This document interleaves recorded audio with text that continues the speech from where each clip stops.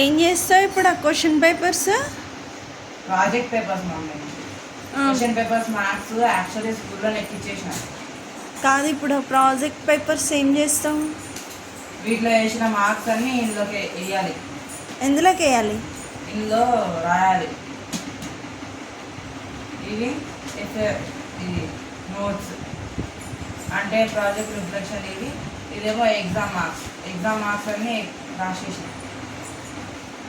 Exam marks అన్నీ రాసేసినాను. ఎందులో? పేపర్లో. మీ మ్యామ్ ఎంట్రీ చేసుకుంటారా?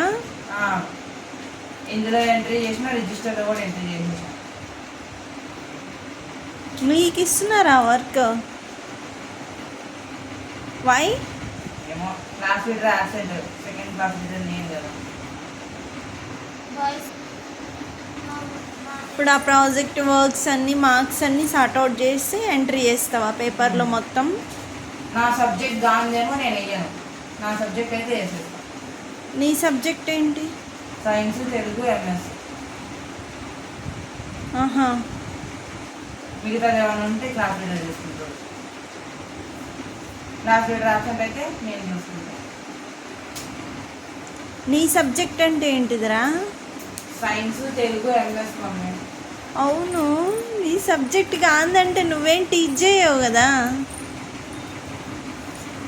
ఆ సబ్జెక్ట్కి ఆ సబ్జెక్ట్ గ్రూప్ కోఆర్డినేషన్ నేను. ఆహా.